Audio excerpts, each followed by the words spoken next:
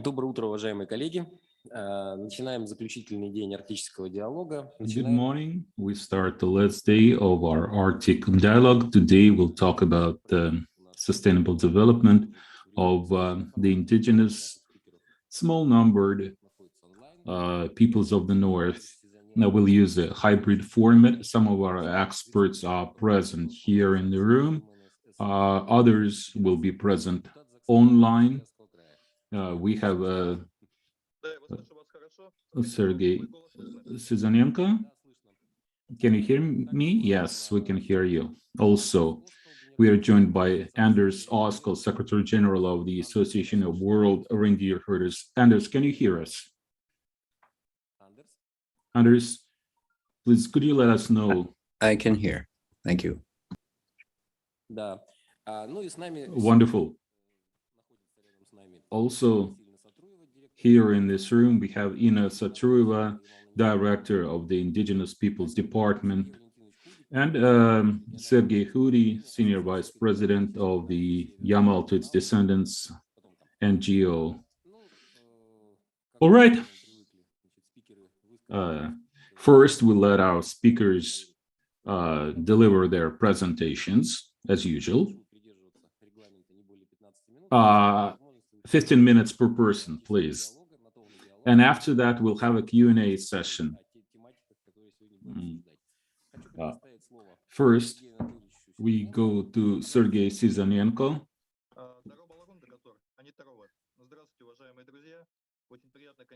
Good morning, dear friends. It's really nice to be part of this dialogue, to see so many people here. First of all, I would like to talk a little bit about the framework for economic activities in the Arctic area of the Russian Federation. The recent law introduced 3 new regulations for indigenous people. Number 1, the law sets up a public council for indigenous people, which will monitor interaction between local companies and indigenous people.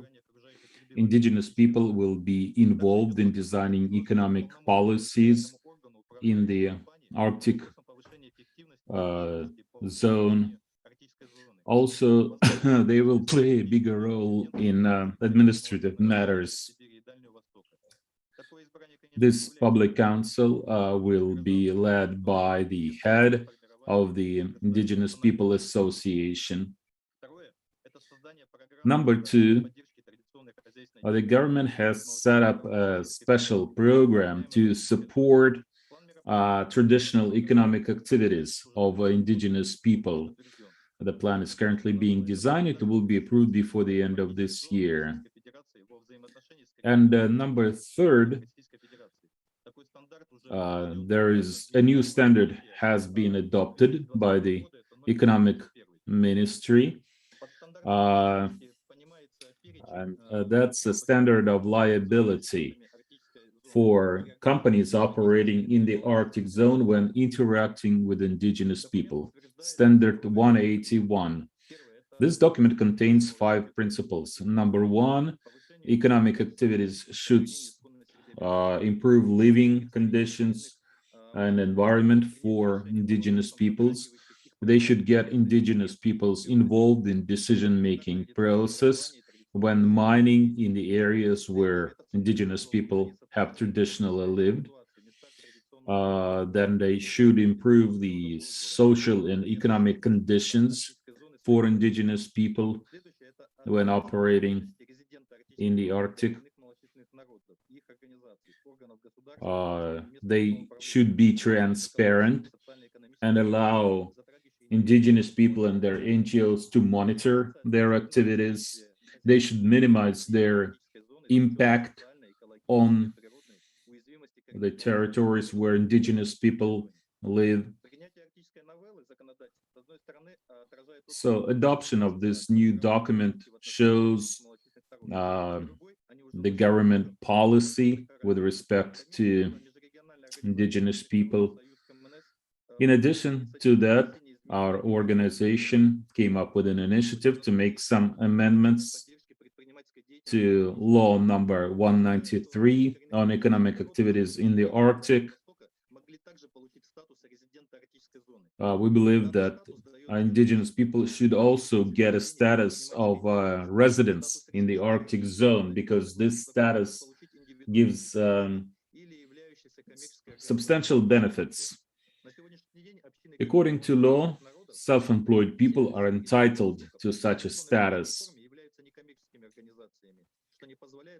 Currently, most of organizations of indigenous people are registered as NGOs, which prevents them from getting the status of an Arctic zone resident.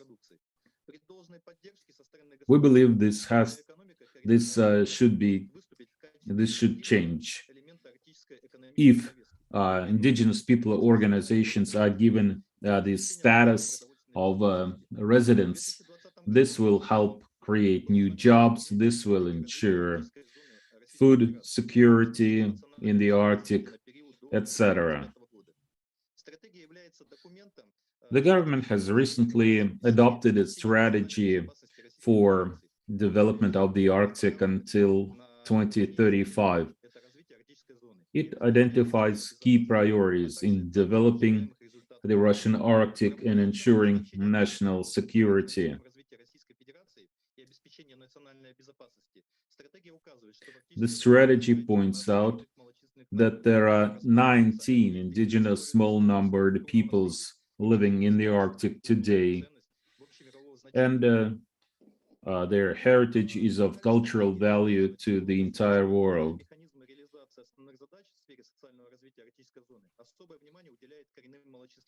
According to the strategy, the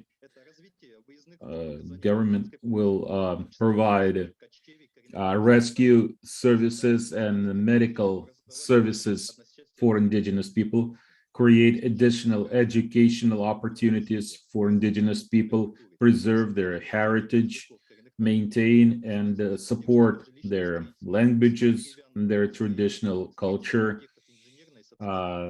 their traditional construction activities. It will also stimulate government and private companies and investors to improve the utilities sector and construction for small-numbered indigenous people.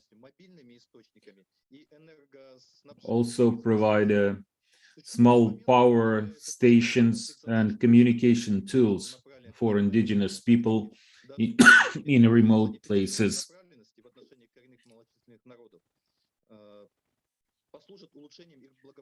This will help improve living standards for indigenous people, improve security, connectivity. We're also considering telemedicine opportunities.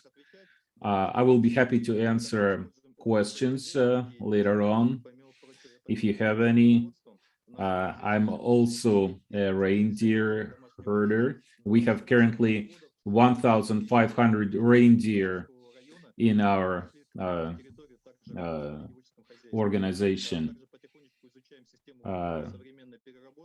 We also study new recycling technology because we want to, on the one hand, preserve our traditions, on the other hand, be in lockstep with the new times. Okay, thank you very much. We'll save questions for later. First, we want to let all the speakers deliver their presentations. Okay, our next speaker is Anders Oskal, Secretary General of the Association of World Reindeer Herders. Anders. Thank you, Mr. Chair. War brevi buakaide, logihtu bodi Ymaltoits unen Oskal unihantinger Mariante. So I just introduced myself in the Sami language. I would like to thank the organizers for this invitation to this very important event. We are delighted to take part. I have I'm also glad to see many friends both in the panel and in the list of participants. We are very happy to be part of this dialogue. And let me say right away that this time it was not possible to enjoy the hospitality of the Yamal region, which we have done so many times.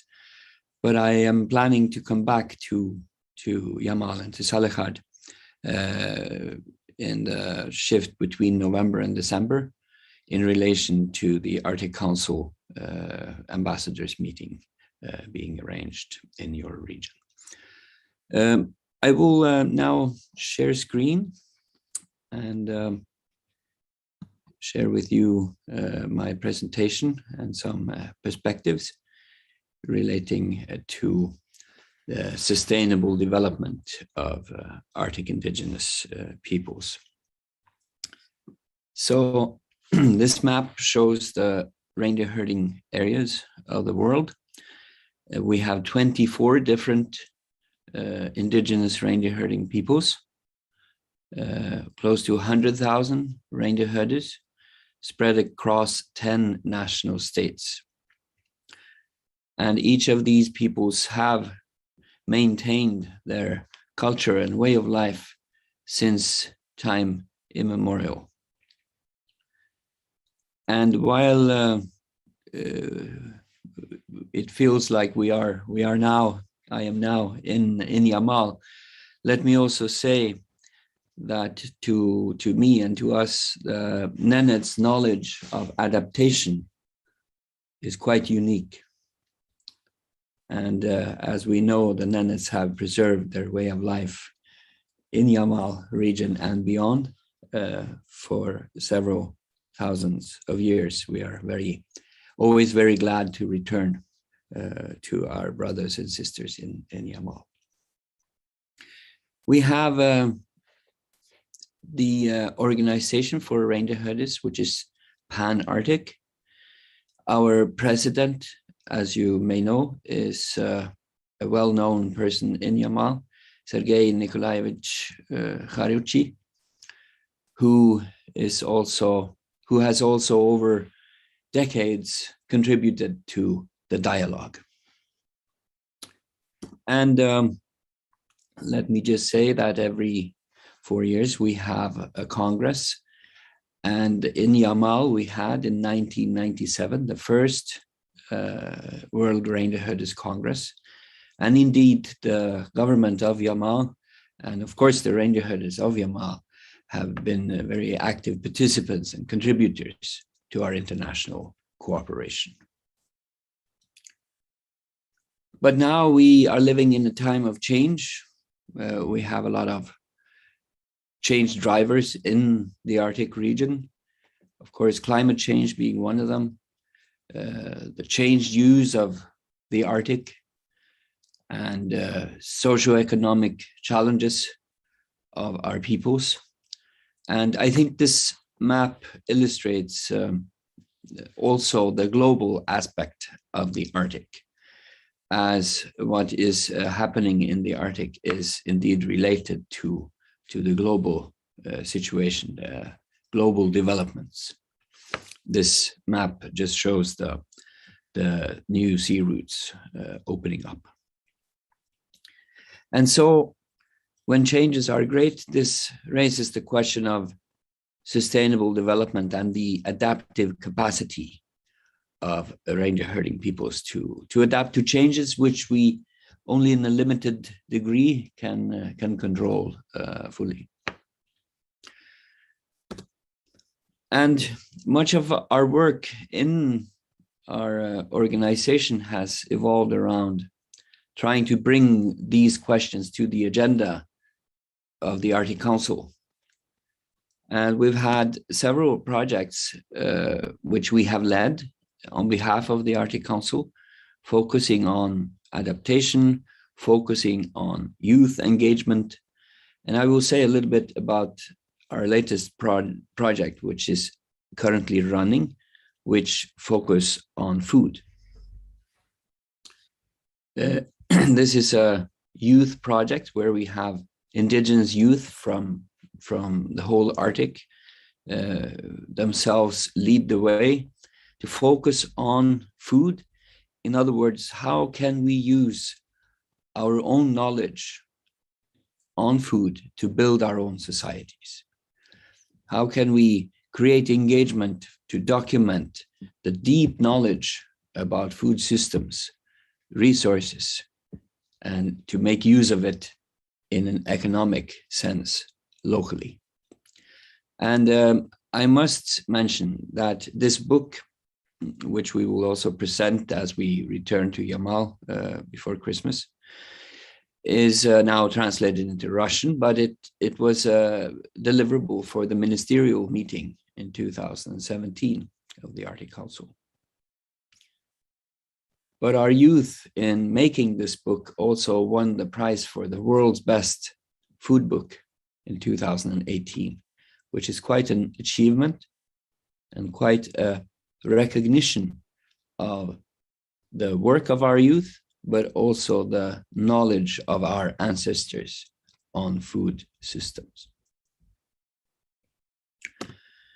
And with this project, we've had a wide Arctic engagement. We have been many times to Yamal, throughout Russia, to North America, and so on, having workshops with youth, over 70 workshops we've had this far, and we will continue this past the pandemic, we hope.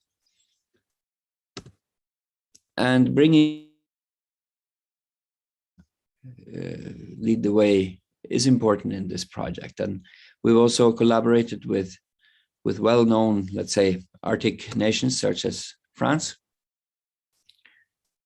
And this goes further to show the value in many ways of our food systems, our traditions, and also recipes. And our vision is, of course, to be better able to define our own development for the future on our own terms by using our own knowledge, our own food resources, and our own youth. And I would like to also just inform and present a little bit about our newest development, as we have now made a new initiative, which is a food lab for bringing forth our food traditions. And it is a kitchen, and a very advanced kitchen, and a food laboratory, which is integrated also in the chum, in the tent. We call it washu, which is the Sami word for the traditional kitchen in the tent. And we know that our Nenets, brothers and sisters, all the reindeer herding peoples have the same concept. But what we have here is a very modern, high-tech kitchen of steel and glass and aluminium on the one hand. On the other hand, we have our traditional food systems where we make food in the traditional way, with the traditional understanding. And by bringing these two different worlds together, we hope to be able to stimulate innovation so that we give our youth some tools to create their own products and create their own businesses and develop their own economy. We also have a collaboration with Bocuse d'Or, which you may know is the World Championship for Chefs in Lyon, in France. And so we plan to work with the best to bring forth our food resources. And this is also nomadic. We are nomads, and so is our food lab. And I will show you a little bit more, but we can also take it out into the tundra with snow machines. This is what it looks like when we put it together. It's made from aluminium. It's very solidly built. It is built to withstand the most toughest conditions of the Arctic. And it's made so that it can be operated without external electricity. We run on natural gas, and we do everything inside this complex structure here.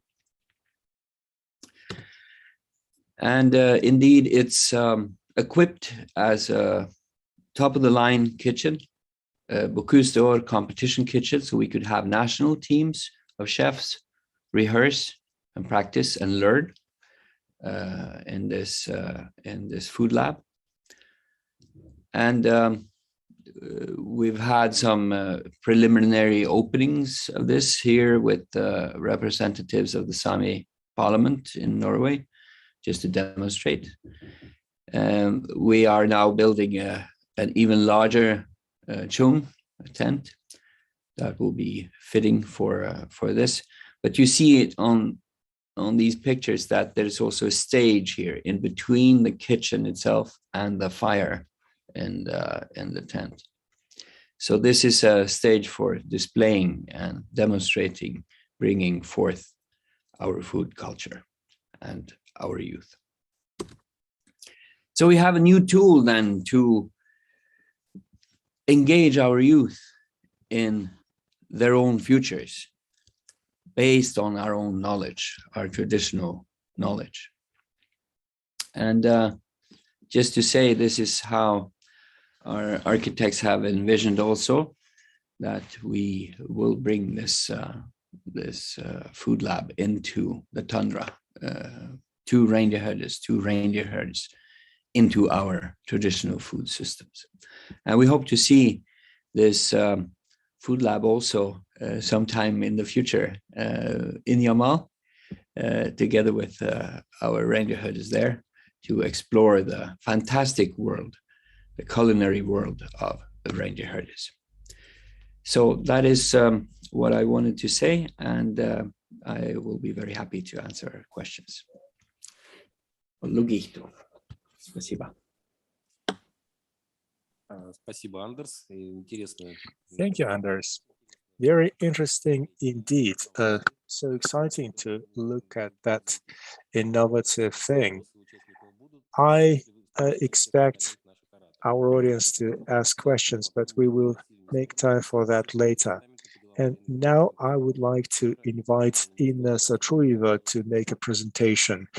Inna is the director of the Indigenous Peoples Department of the Ymaltoits Autonomous Area.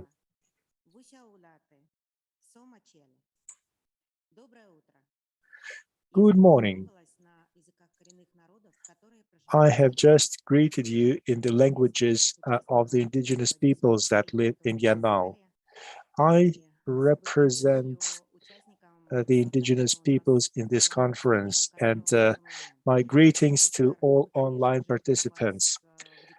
Also, we will be looking forward to seeing you in December in Yamal. It's been a long time. We should be talking more about the issues that we have in common. I would love to also meet reindeer herders from all over the world in March of next year. Dear participants, Mr. Sizonenko talked about the general theoretical matters associated with the Russian Arctic zone. I am going to talk about Yamal-Nenetsk area and tell you what we are doing for development of indigenous peoples that live here. Yamal is a very special area. All this autonomous area is in the Arctic part of Russia. We are leaders in production of natural gas in Russia. Yamal is historically the territory that has been inhabited by Nenets, Hunts, and Silkaps. I can give you the exact number of the families that lead traditional lives here.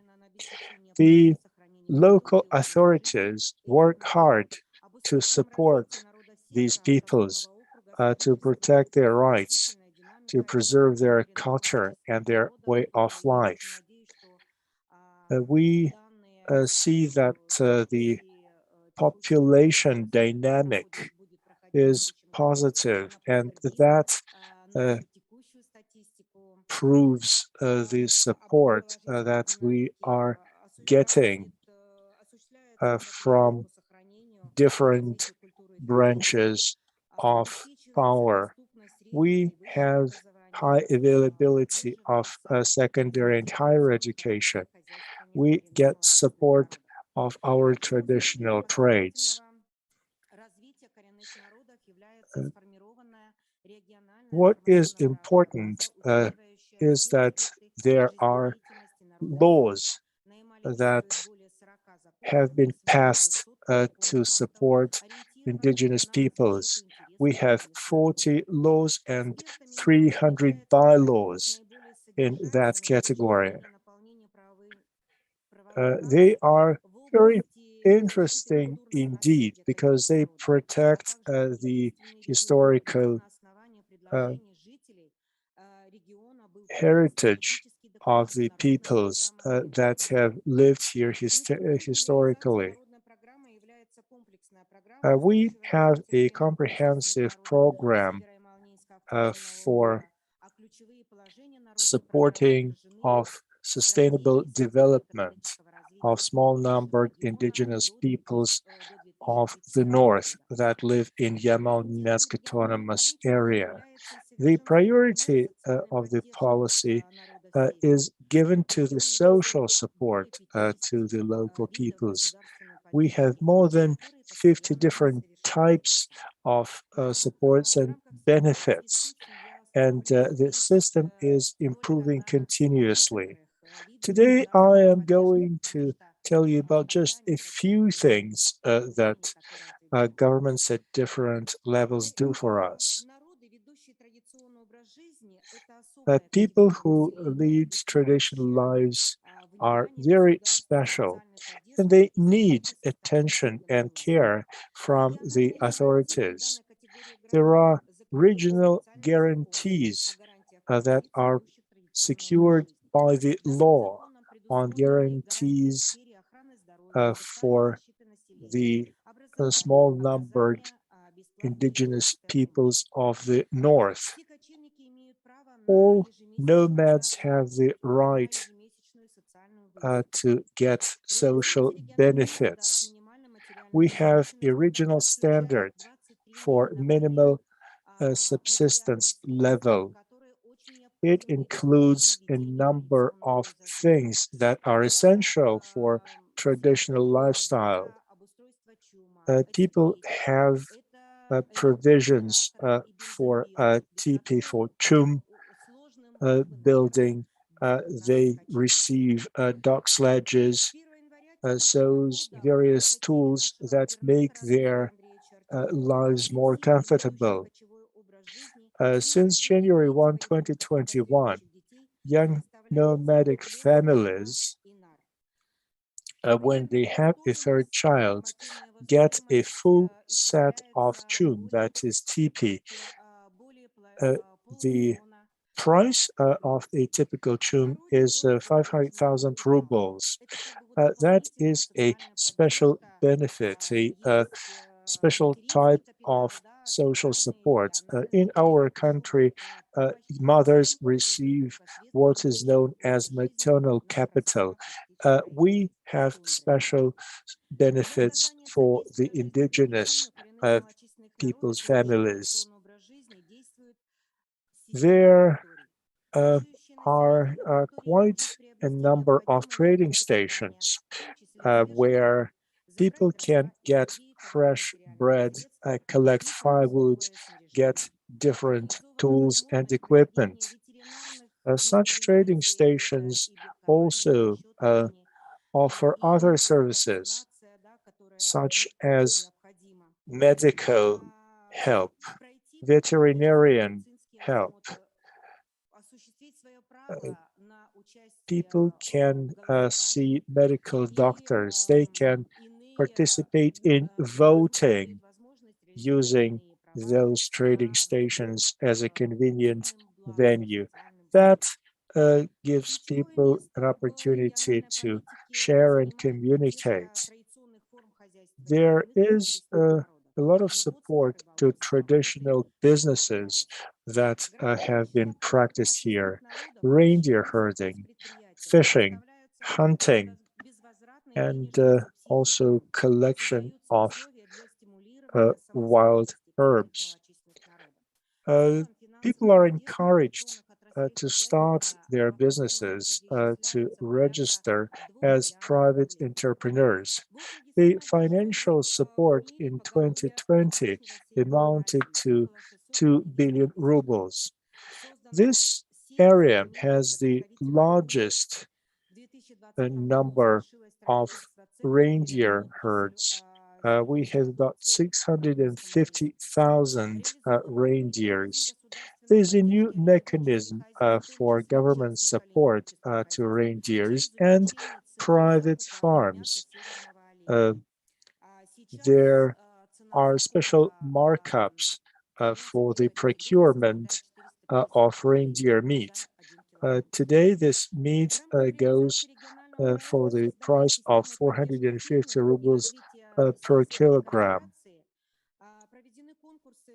There have been several regional projects to support farmers and agro producers. This project offers 18.8 million rubles in grants. The area is well known for fishing.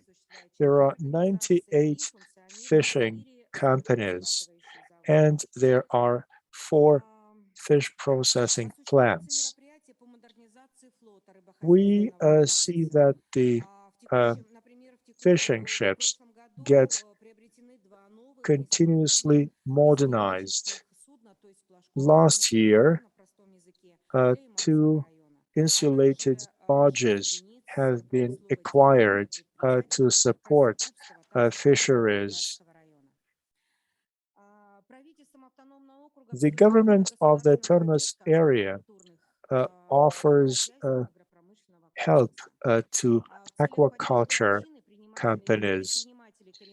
They provide help to local communities of indigenous people.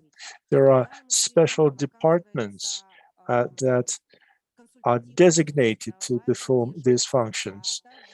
These departments provide legal help. They help with accounting to organizations that need such assistance. Our communities also enjoy special training programs for different age groups. We see that they are organizing trips to other parts of the country for experience sharing. Human resources training is one of the priorities for the government of the area. We have a multi-layered support system. There are preschool learning programs. There are quite a lot of boarding schools that are available to nomadic families. All such schools are very modern. They provide very comfortable living conditions for the students. Students study their native languages. 50% of all students study their native languages using the latest and greatest technologies.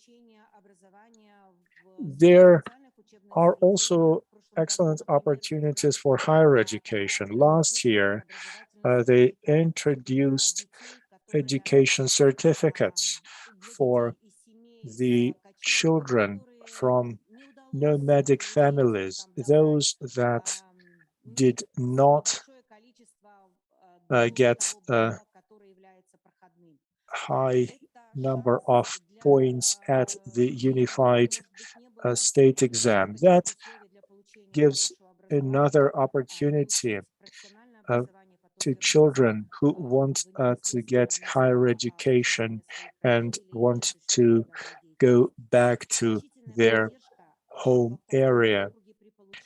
The regional authorities provide support to university students.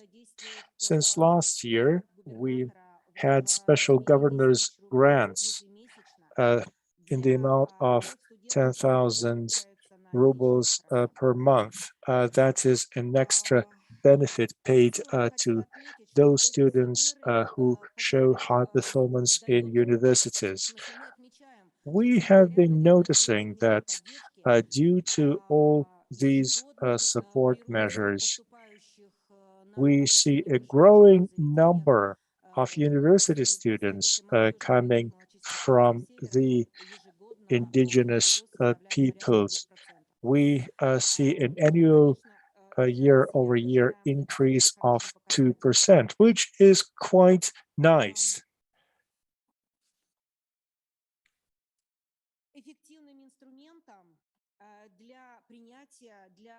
There is a number of effective instruments that the government is using.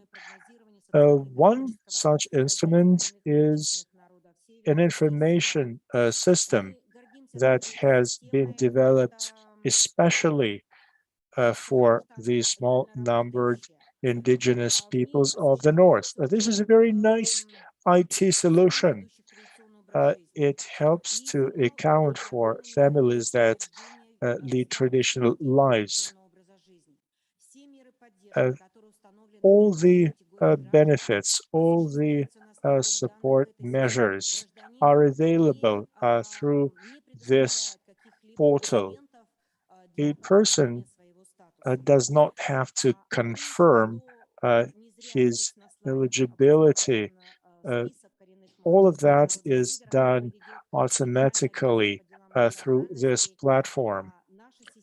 It is supported at the federal level. In fact, this platform has been a model for other similar platforms. This was great experience that we consider to be a good outcome of communication between representatives of the indigenous peoples and central authorities.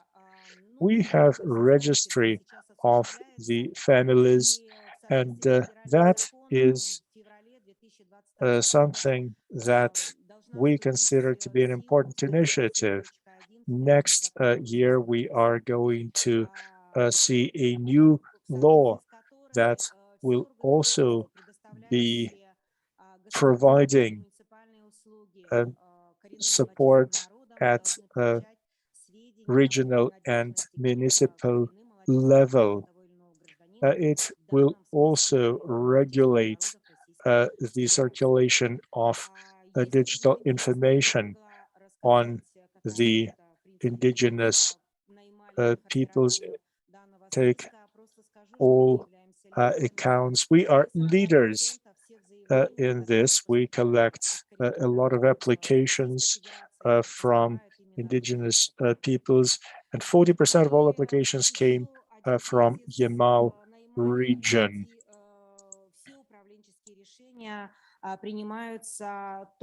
One more point. All administrative decisions are made in Yamal after consultations with indigenous people. We have a council of representatives with the government of Yamal It is led by the government of Yamal-Nenets district. There are similar councils with municipal councils. And every time the authorities, the governor, travel to the places where indigenous people live, they always meet with indigenous people. I just wanted to stress that every decision we make, we always discuss it with the indigenous people. For example, you all know you have the industrial economy and you have the traditional economy. So for years, we have been having this discussion to reform traditional fishing activities. And the National Fishing Authority has finally supported this initiative of the indigenous people. And currently, this initiative is being implemented. Also, we think it is very important to work with civil society when discussing some important matters, making some important decisions. I will stop here and I will be happy to answer your questions. Thank you very much, Ms. Satrueva. This was very interesting. Now I give the floor to Sergei Huri, first vice president of the Ymaltoits Descendants movement. Good morning. It's nice to see all of you. In Yamal, we have our regional movement of indigenous people. It's called Ymaltoits Descendants. We are connecting link between the government of Yamal and indigenous people. Ms. Satrueva said, and many of the things I say will be very similar to what she said. We work together as a team. We really care about the future of our people, especially nomadic people.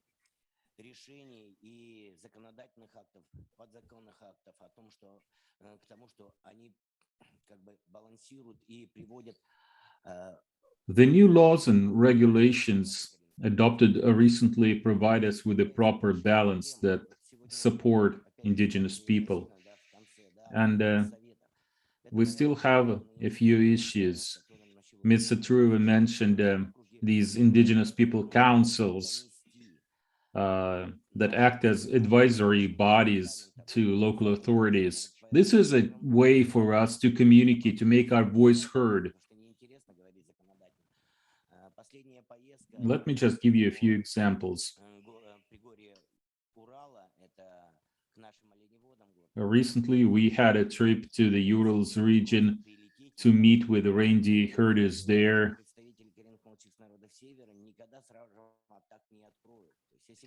And of course, you can't just come and start talking. Our reindeer herders, they're different kind of people. It takes some time for them to open up. It's hard for them to talk to strangers straight away.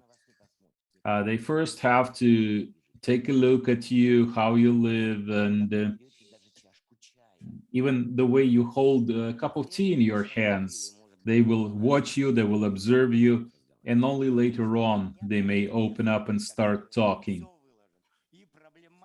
But once they open up, they become very open and they will tell you everything about their life. And actually, it's easier for women to communicate often because they adapt, they get used to each other more often, more easily. With men, it's harder for them to get used to each other. Now, let me get to the matter of the regional standard. It was really difficult to produce this document, but our reindeer herders really need it.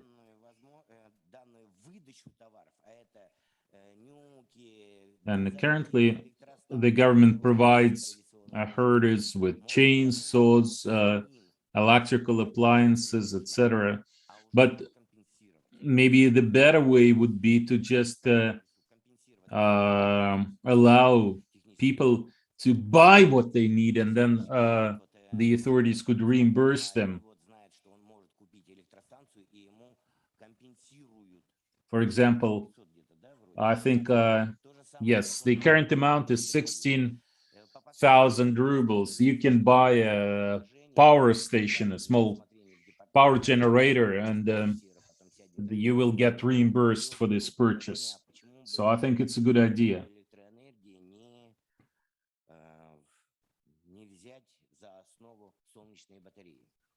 I was also thinking about solar panels. This would be a good idea, a good replacement for power generators. So this is something we're thinking about. This hasn't been decided yet. Let me touch on another matter. Trading.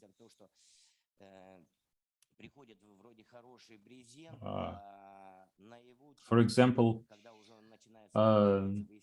they bring some material, say turpentine, and it looks nice, but once you start using it, it turns out it was of poor quality, and it doesn't stop water from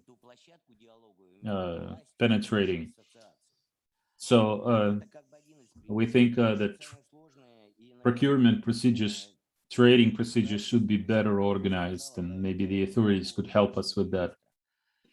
Also, Ms. Satrueva mentioned our register. This would be really helpful. We try to explain this to people. Let's say you go fishing, you catch some fish, and it would be really nice. Like, police stop you, they ask you for your name, you tell them your name, they look you up in their database, and this is it. You don't need to show any papers, you need to get any permits for fishing. As long as you're part of the indigenous people, by default, you have the right to catch fish. And we have persuaded a large proportion of indigenous people to get registered. They're now in this register. Of course, because of the COVID-19 pandemic, we had to suspend some of our activities. We currently shifted our focus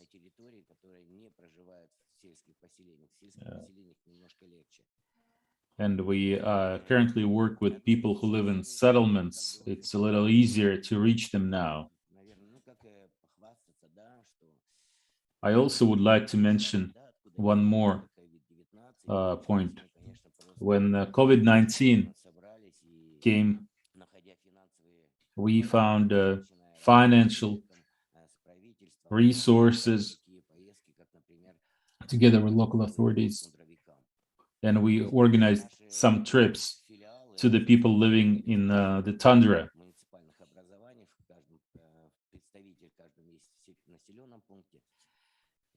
We have our representatives in various settlements, but we mobilized our resources, and also we talked to local indigenous businessmen,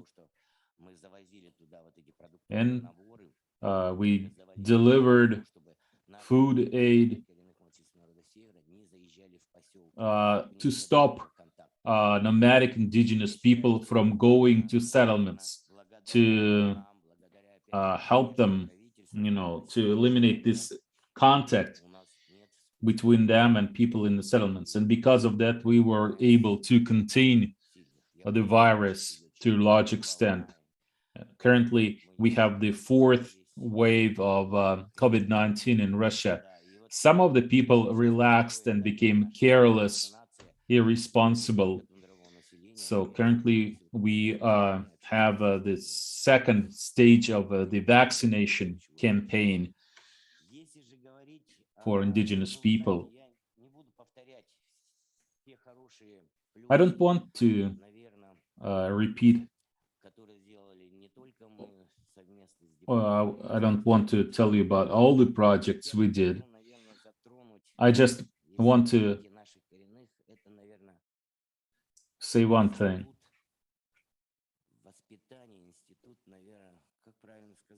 I'm not sure how to put it into words. I just want to say a lot depends on the parents, the way you raise your children. Yes, we have wonderful schools, we have wonderful teachers, but according to the education bill, our children have to start working when they're still very young. We can't leave them in schools. They bring firewood, bring water.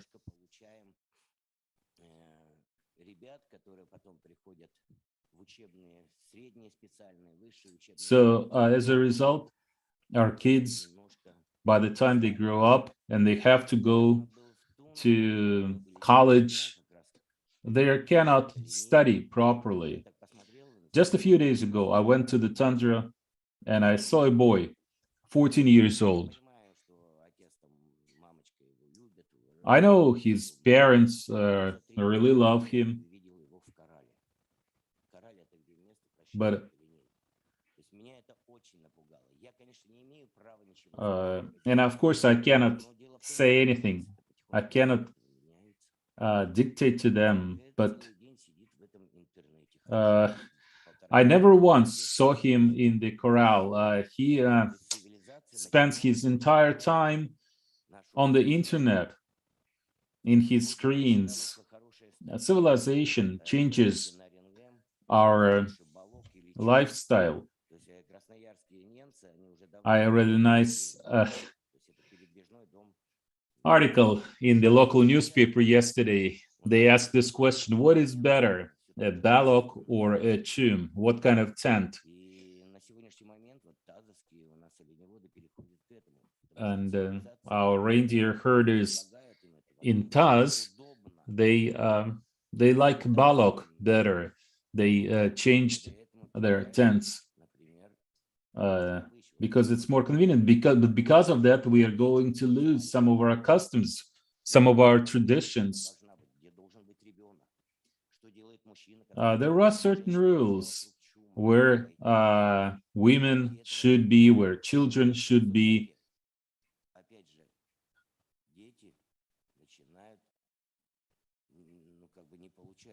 But once we switch to baloks, everything changes. Our children, they no longer receive our tradition. We often meet with young people, we talk to children, we have a lot of projects. For example, the chairman of our youth division is here. And she can confirm it's really hard to win our children over. Yes, they teach our language in schools, but my children, they no longer speak our native language, and I'm ashamed because of that. They went to a Russian school and they didn't learn it there. We saw the same thing happening now in settlements. People no longer use their native language because they send their children to a boarding school. They don't properly learn the language there. And this is very painful. We talk about sustainable development, but to be sustainable, we have to know our language. We have to know our culture. Yes, we have the register, we fight COVID-19, we have the program, we have the strategy. Yes, we do have a lot of grants for college students. We have special stipends, special benefits for our college students if they get excellent grades. But I'm very worried for our traditions. I looked at the list of our participants. Most of you are young scientists. You study political science, international relations, etc., etc.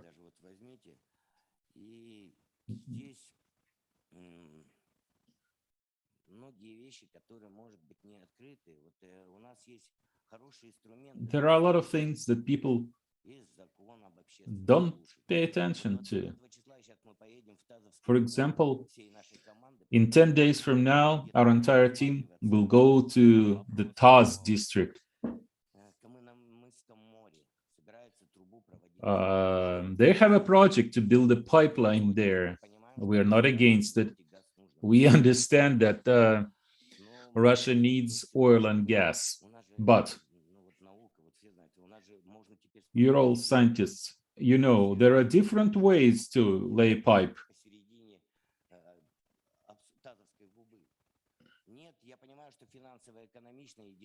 I understand it's cheaper to lay the pipe on the surface, but I don't believe this is the way to go. So we are going to the meeting of the Public Council, and we can only recommend, we cannot insist. We all know this. I may be wrong about this, but these are the 3 points. The family, what I said about parents. Boarding school will never replace the family, mom and dad. Native languages, that's number 2. And number 3, the environment. Protecting our environment. What oil and gas companies do, their damage to the environment, and climate change. These are the 3 things that are extremely important to me. 3 key problems that our NGO focuses on. I stop here. Thank you. Thank you for your emotional delivery. Let's start with the questions. First question. My name is Anastasia, Higher School of Economics.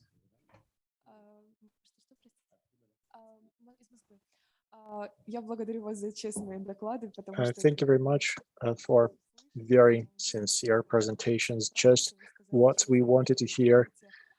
It was great that you spoke from your heart. And what can you say about the way new modes of transport affect reindeer herding? My understanding is that there is a threat of overproduction of reindeer. If you overproduce, could that affect the patterns of migration of manads, nomads? Is this the right way of thinking? Do you expect changes, and what kind of changes? If yes, I would like to invite Mikhail Katata to answer this. He is the chairman of a community of small indigenous peoples. This is an organization that goes back some 25 years.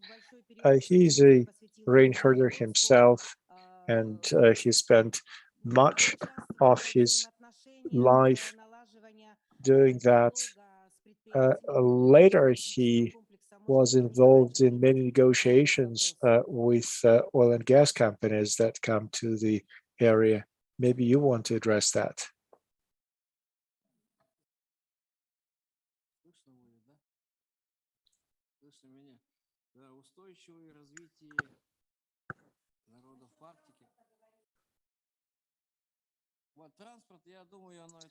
Transport, the transport is going to remain.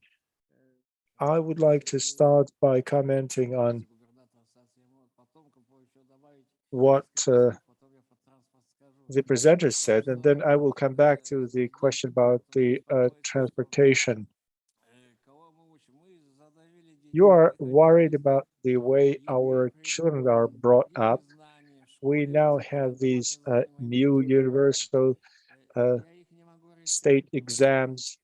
Some of the tasks that my children are getting in high school are so difficult. I don't know how to solve them. There's a lot of writing tasks. We need to make them good people. It's not about the higher education. They should be decent people. That is my attitude. We want them to live the right way. As of your question about transportation and solar panel use, you're right. It's a good idea to use solar panels. Sometimes people have to travel 300 kilometers to get a barrel of gas. You might get 2 barrels at a time. Maybe this can be a solution for a while. We have polar nights when there is no sun at all, but in other months, solar panels may be a good solution. We will set up a meeting to discuss that. Well, I have been in provisioning of deer herders for 10 years. I know this stuff. We have played with different technologies. In 2002, we offered them those mobile huts, and they didn't really like them. People still prefer chums. They sometimes make them with windows, but those mobile chums that they've been trying to promote, it's not working. A traditional chum has space for everyone, has space for women, has space for men. These traditional technologies still work best. I can say a couple of words about transport. It's nice to have new equipment. You probably are asking about snowmobiles and other things. Of course, those things help. Yes, indeed, we spend a lot of time and resources on gas, but this is convenient. It's nice. It's good to have, and it's not going to change the routes of nomads. It helps people to move their stuff around, their chums, their stoves, and other stuff. But as far as reindeer herding is concerned, it's not going to be affected. This new technology is not going to change the routes, the patterns of traveling. I know that some reindeer herders have even been using four-wheel motorcycles to herd deer. Thank you very much for all your speeches. I am interested in the young people.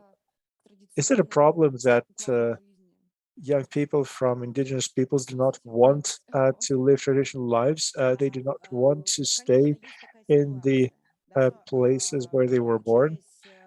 Yeah, well, we know that it happens when children spend 10 or 11 years in modern schools, when they use all the conveniences, when they use mobile phones and they have access to broadband internet. It's hard to make a decision and go back to a traditional lifestyle of their ancestors.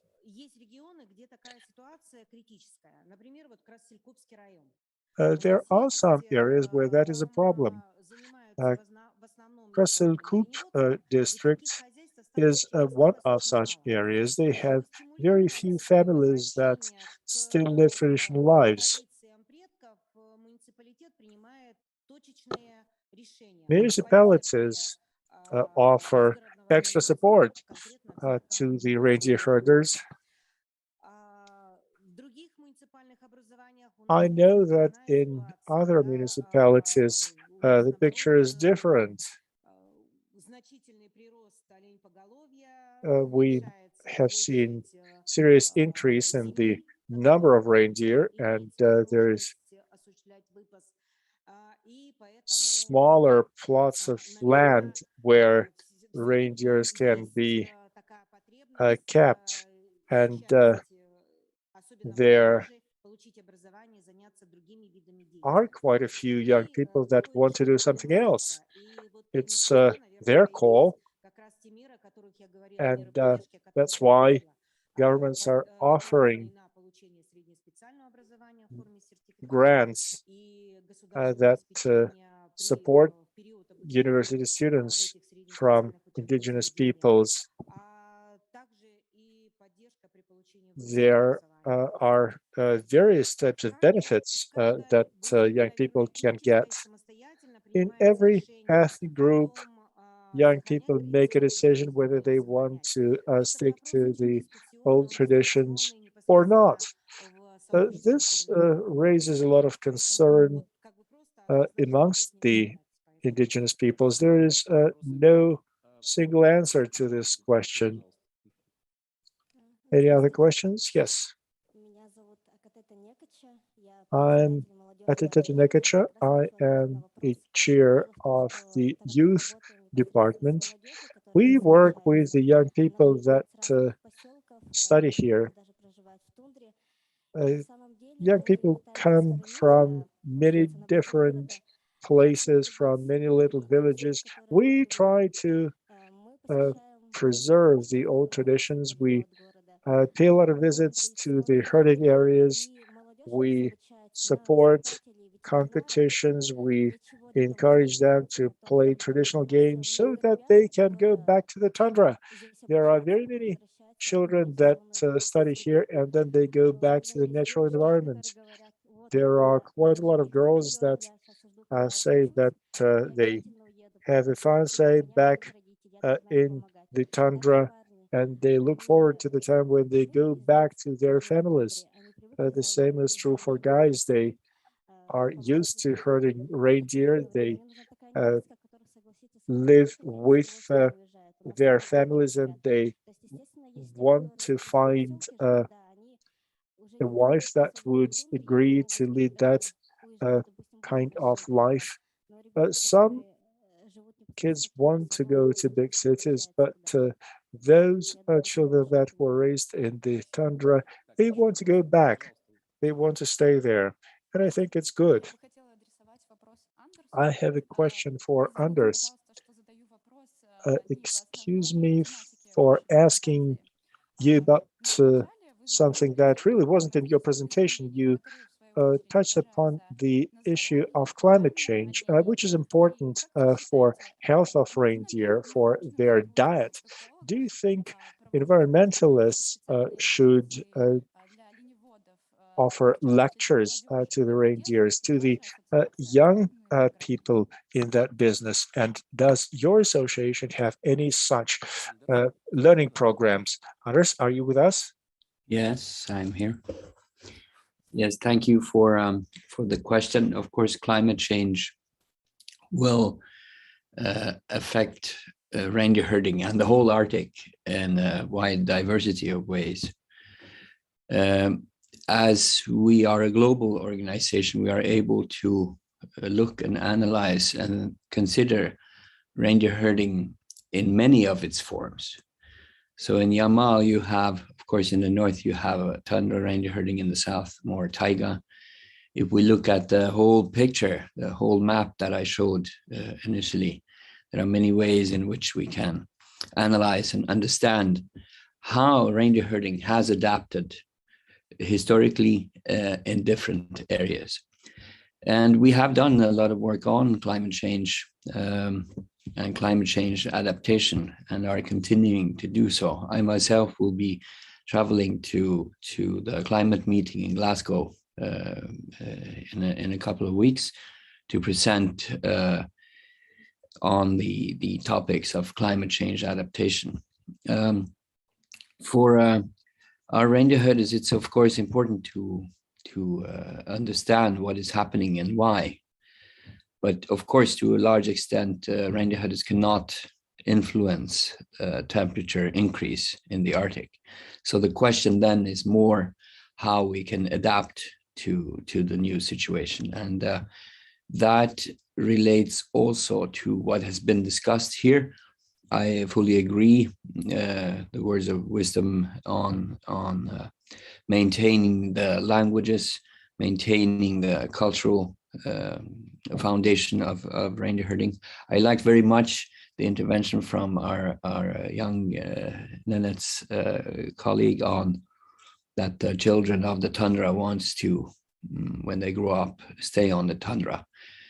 But what I would also like to say is that it's very important in this time of change that we also have mechanisms to interact and learn from each other. And Sotrueva mentioned, of course, the many programs in Yamal that are quite progressive when we look at the global picture. But what mechanisms do you have to share your experience from Yamal to other regions in Russia and also internationally? And likewise, for Sergey asking, discussing the issues of language, have we been good enough at sharing our experience in language maintenance and language revitalization? I think we need to realize that when changes are great, the need for us to cooperate is also great. And that is what the Association of World Reindeer Herders is trying to do. But thank you for your question.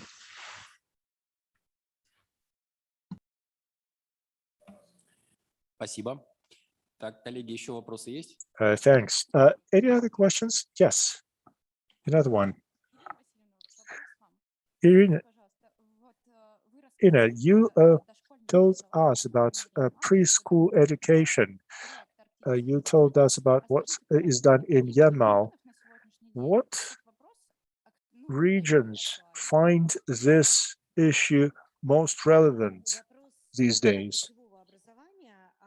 Education for nomadic people is very relevant. There are federal level laws that have been passed for the benefit of the Arctic region, for Taimyr, for Nenetsk Autonomous Area. They have a lot of debates on this.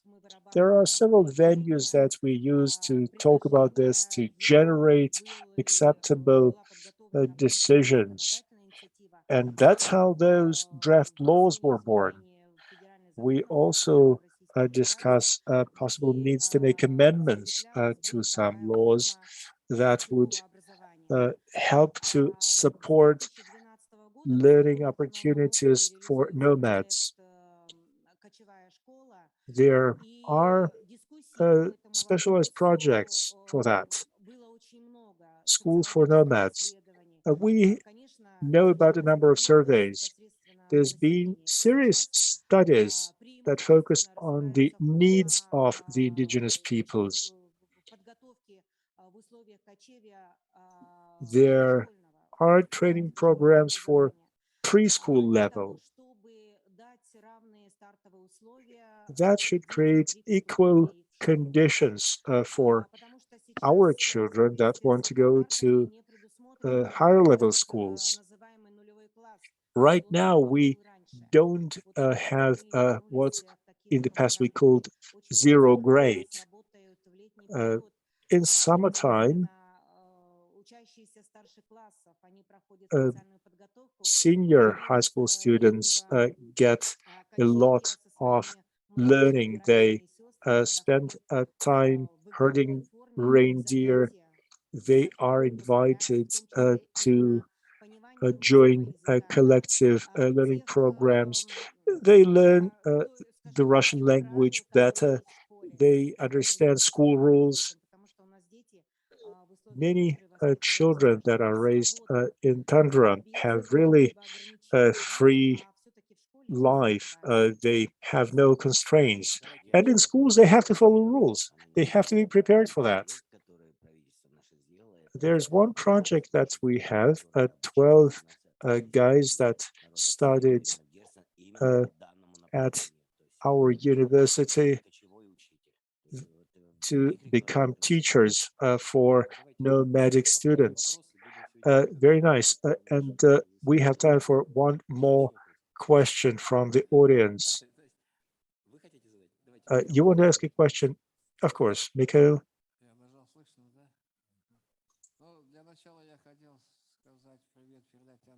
Well, first of all, I want to say hi to Anders Oskal. We are friends. Very nice room with a kitchen. Do you have a plot of land to grow vegetables? We need vegetables. We started planting tomatoes in the tundra. We have a greenhouse and it works very nicely. You can check it out in our account at Facebook. We have grown vegetables. That's 600 kilometers, 700 kilometers from here to the north. It's in the Arctic tundra. In 2011, I have planted a tree. It was very small when I planted it, and now it has grown. I planted a birch tree and a couple of spruces. I also planted some willows, and they are growing. Now that it's warmer, they wouldn't grow here in the past, but now they do. 40 years ago, we did not have any willows in the tundra, but now things have changed. We had no forests around Solikard. I remember when I was a kid, we had no forests around us. The climate change is a reality, and now we see big trees around. We need to adapt to that. I am going to grow those trees, and that's going to be quite a difference.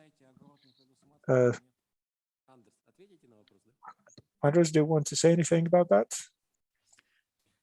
What I can say, well, Mikhail, it's very nice to see you, even though only on the screen. What I can say is that, of course, we have seen the same thing. When I was young, you know, one of the roles of the young were to gather firewood, where we have our summer camp. And that used to be tough work because we had to go very far to find a birch forest. But now it's just there, just next to our camp. And the fact that I don't consider myself so old, but the fact that I can just in my lifetime see such changes is of course concerning. On the other hand, if we think about Yamal, what we have seen from our work with climate issues is that Yamal can probably expect to have the same climate as Kautokeino in 70 to 100 years. And as you know, in Kautokeino, we have a very, very thriving reindeer herding as is.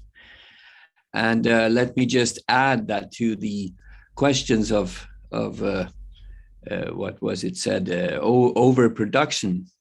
if you had the same number of reindeer per square meter in Yamal as we have where I live in Kautokeino in Western Finnmark, you would not have 600,000-700,000 reindeer. You would have 3.5 million. So I think the prospects for reindeer herding in Yamal is, of course, yes, there will be change, but we know that the Yamal herders, as also the rest of reindeer herders in the world, have unique knowledge and understanding of their environment. And we have made an agreement from time immemorial, as we say, with the reindeer, that the reindeer and the Sami people should take care of each other. And as long as we fulfill our part of that agreement, the reindeer will provide for us also. So, and I might add, Mikhail, that of course we like variety in our foods. But let me also say that traditional diet of Nenets and Hantian Selkup reindeer herders in Yamal is very, very nutritious. And so from a dietary point of view, we may not need tomatoes, even though we can enjoy it, of course. So thank you very much.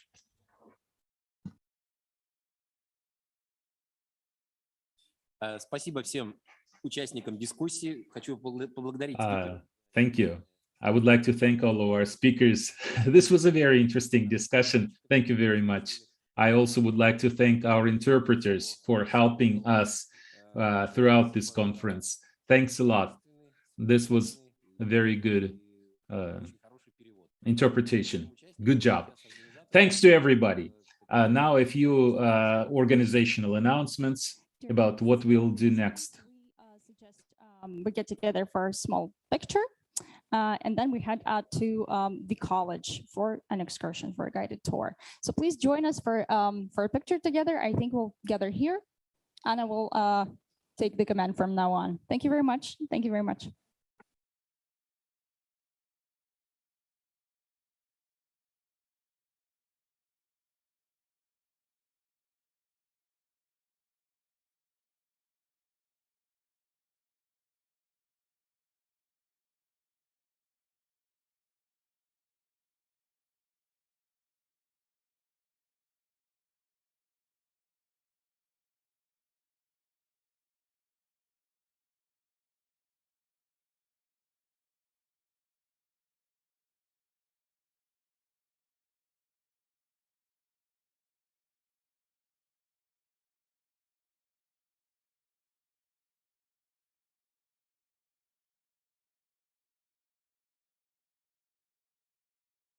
Recording stopped.